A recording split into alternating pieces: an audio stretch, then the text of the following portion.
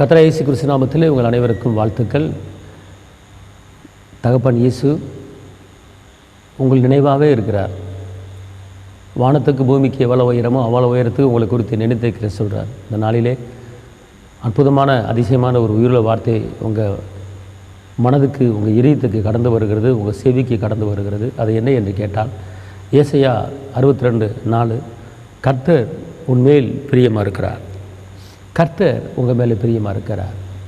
பிரியமானவனே, உன் ஆத்துமா வாழ்வது போல் நீ எல்லாவற்றிலும் வாழ்ந்து சுகமாயிரு மகளே.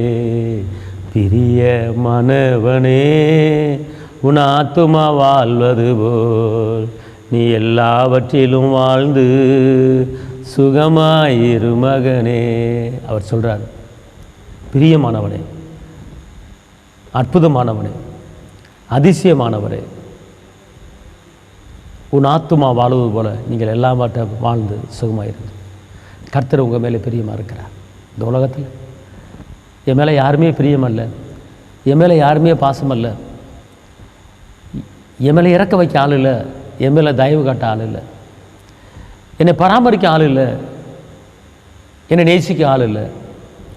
தள்ளப்பட்ட நிலைமையில் நான் இருக்கிறேன், ஒதுக்கப்பட்ட நிலைமையில் நான் இருக்கிறேன், விழுந்து போன இடத்துல நிற்கிறேன், என்னால் எழும்ப முடியல என்று நீங்கள் கலங்கி தவித்து கொண்டு இருந்தால், இந்த உலகத்தில் யார் உங்களை நேசித்தாலும் நேசிக்கலையோ, யார் உங்கள் மேலே பிரிய வைக்கிறாங்களே பிரிய வைக்கலையோ, ஆனால் வானத்தையும் பூமியும் உண்டாக்கின சர்வ வல்லவர் உங்கள் மேலே பிரியமாக இருக்கிறார்.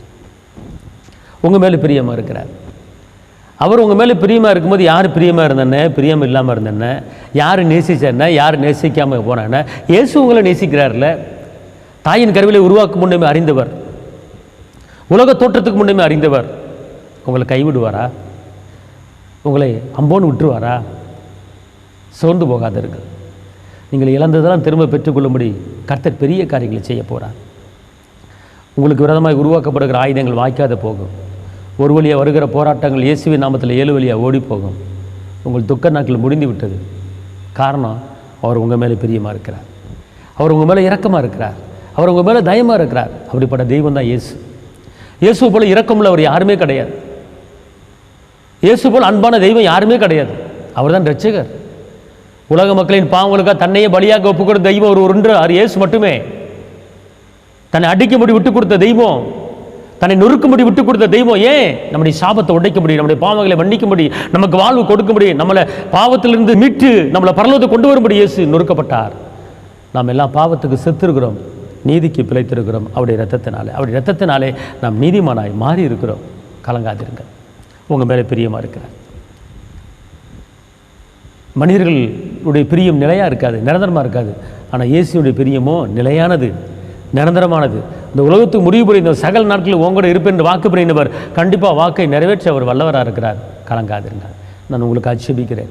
தகப்பனே இயேசு மகாராஜா, உண்மை நன்றி உள்ளத்தோடுமே துதிக்கிறேன், ஸ்தோத்திரிக்கிறேன். கரமடித்தவரே, கைவிடாத கண்மலையே, கைவிடாத மீட்பரே, கைவிடாத இரட்சகரே, வெற்றி வேந்தனே, விடுதலை நாயகரே, பெயர் சொல்லி அழைத்தவரே, அநாதி சிநேகித்தால் சிநேகித்தவரே, அப்போ அந்த வார்த்தையை கேட்டுக்கொண்டிருக்கிற ஒவ்வொருவருக்கும் தகப்பனே ஆண்டவர் இன்றைக்கி ஒரு அதிசயத்தை செய்யுங்க.